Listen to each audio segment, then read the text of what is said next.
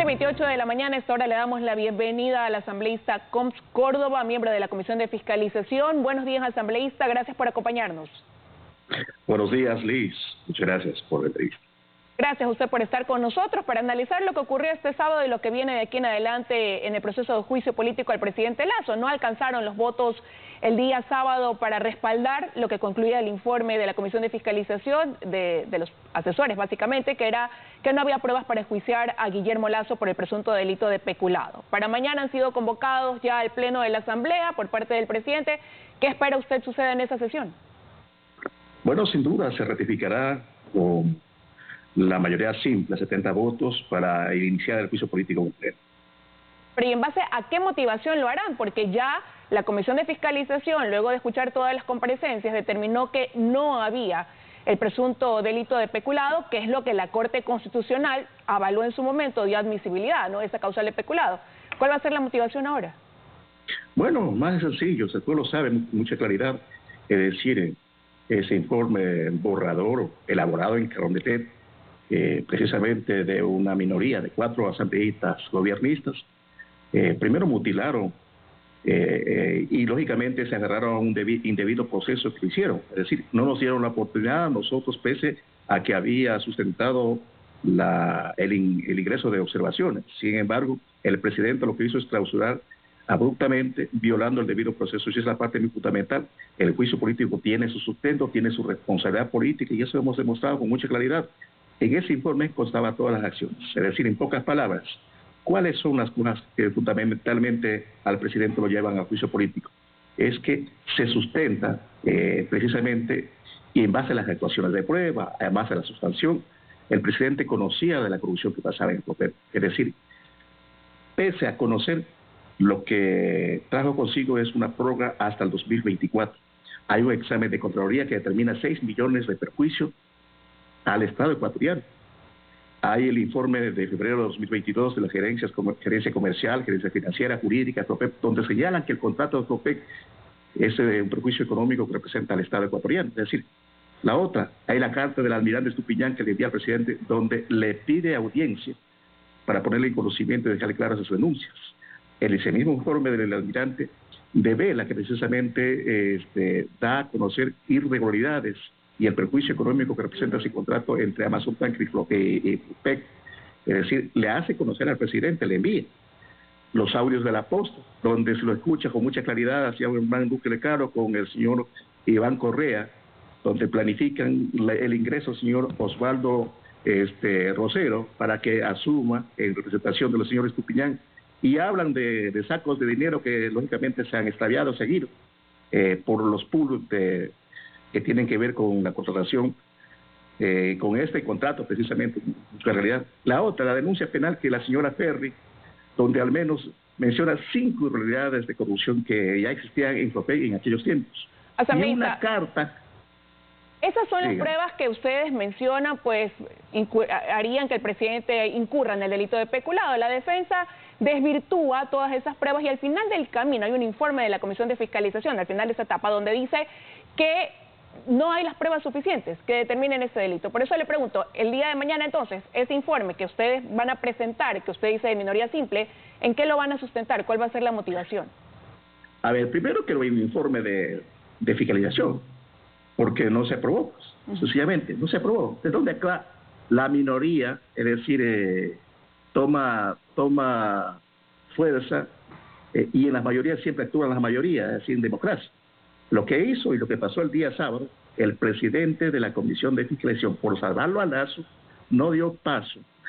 Primero que incumplió el debido procedimiento, incumplió el artículo 135 que nos da, cuando uno se plantea una propuesta, es decir, lo primero que tiene que hacer es llamar a votación, lo que le pedí. Segundo, incumple el artículo 30 del reglamento, numeral 5.2 y numeral 8, donde nos daba a nosotros la razón para, primeramente, presentar observaciones, segundo, las análisis y razonamiento, y eso no incluyó el presidente.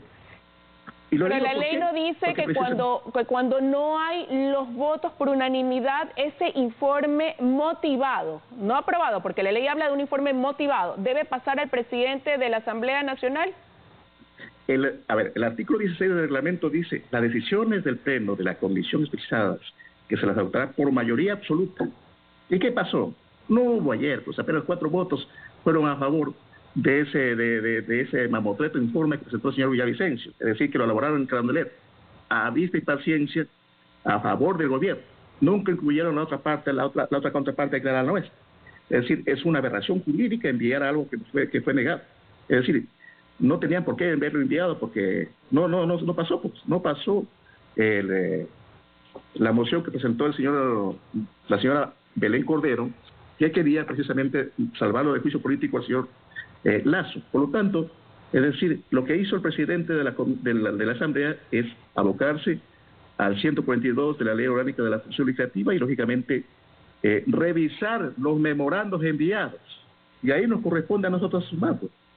Cualquier asambleísta presentará la moción y precisamente vamos a definir. Es decir, hay más pruebas que suficientes. Y le decía, la denuncia penal de la señora Ferri, que lo hizo precisamente en su momento, y también una carta que envía de buenas amistades el presidente de la República en marzo de 2022, donde él habla de tema, es decir, ya conocía de la corrupción que pasaba. La otra, la entrevista de Lasso que hace con Carlos Vera, donde él dice que hay corrupción en el caso del transporte. Es decir, ya conocía la firma del tenis. Esto es grave, y todo el país debe conocer. El tenis, es decir, Green. El 12 de octubre, el señor Osvaldo Rosero firma con Flopep, compromete al país con un contrato perjudicial, es decir, hace una prórroga.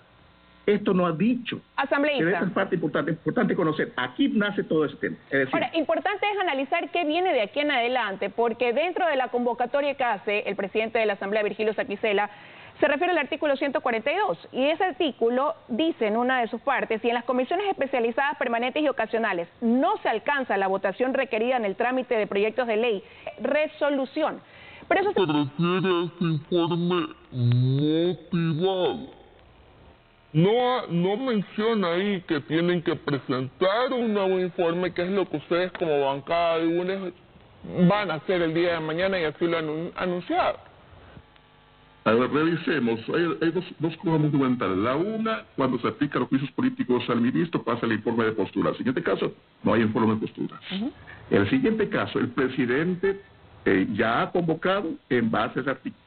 Y lo que corresponde en esto el día de mañana es que, lógicamente, conocer esos no los informes, sino los memorandos, toda vez que carecen de argumentos jurídicos, porque no fue aprobado precisamente la moción del señor Villavicencio. No tuvo los votos. Los corruptos huyen precisamente a la verdad. Segundo, alguien tiene que proponer el inicio del juicio político ahí en el pleno, porque al final, así hubiera sido aprobado o no aprobado, en la Comisión de Fiscalización, sencillamente ese informe no es vinculante. ¿Lo van a proponer ustedes, el inicio del juicio político? Esperemos que de los 137 asambleístas, alguno puede proponer. ¿Será de la bancada de UNES? Entonces ahí se pasará con 70 votos. Esperemos, sí, nosotros esperemos de nuestra parte. Ahora, ¿y entonces dónde queda también ese informe vinculante de la Procuraduría? ¿No lo están considerando? Bueno, primero, el procurador, mire, se extralimita. Segundo, no fuimos nosotros los que pedimos ese informe. Y le voy a leer a la parte del pronunciamiento del procurador, la parte final dice: el presente pronunciamiento deberá ser entendido en su integridad y se limita a la inteligencia y aplicación general de normas, siendo de exclusiva responsabilidad de la entidad solicitante su aplicación y a casos específicos. Miren, ¿quién pidió? Fue el presidente. Nosotros no pedimos. Y además, si el procurador quería actuar, tenía que pedirle también algún pronunciamiento a la Asamblea, y solamente se limitó a pedirle al presidente. Es decir, nosotros, que somos la otra parte, vean, no lo pedimos. Por lo tanto, está yéndose valorando acciones que la Corte Constitucional ya dictaminó por la admisibilidad. Es decir, el procurador, en pocas palabras, ha hecho méritos para que se inicie un proceso de juicio político.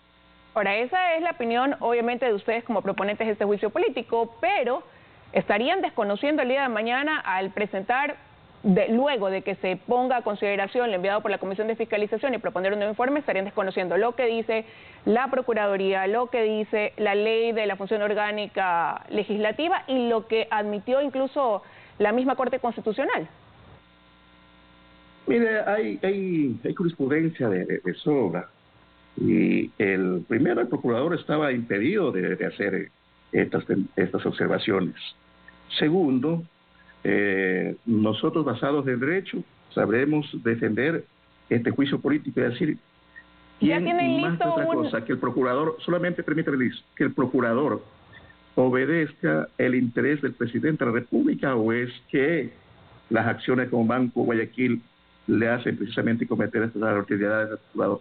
Sin embargo, miren, nosotros hemos sido muy claros y hemos recibido esa observación, ese pronunciamiento del procurador, para que también se aplique en la comisión, y la comisión no lo aplicaron, porque sencillamente el presidente de la Comisión de Fiscalización, Villavicencio, tenía que actuar en el procedimiento, en las acciones que tiene que darse.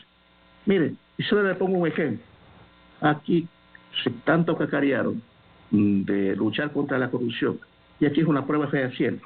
El 19 de marzo de 2023, el señor Fernando Villavicencio dice: los contratos de fletamiento de buques con Andes Tankers y Amazon Tankers fueron suscritos durante el gobierno de Lenín Moreno. Lo que hicieron las autoridades del gobierno de Lazo es sostener ese contrato pese a los perjuicios económicos y a los vínculos con la mafia. Eso dice Villavicencio, el presidente de la Comisión de Fiscalización. En 30 segundos que nos quedan, sí quisiera preguntarle, ¿ya tienen listo ustedes entonces un informe para presentar mañana en la sesión de la Asamblea? Lo haremos con mucha responsabilidad en defensa del pueblo ecuatoriano. ¿Manteniendo la causal de peculado?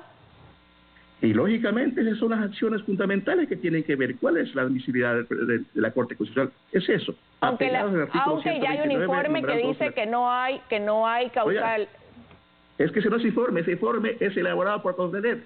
Ese informe no tiene ningún sustento. Ese informe lo que hizo primero cortar, es decir, mentirle al pueblo ecuatoriano, porque lo que hizo es no dejar en claro y cortó algunas actuaciones de prueba que lo hizo los asambleístas, es decir, eliminó cosas que son fundamentales para precisamente este juicio político, y le mintió al pueblo ecuatoriano, cuando en la realidad lo que existe es precisamente una responsabilidad política por parte del presidente, y se basó netamente en un término penal que nada tiene que ver.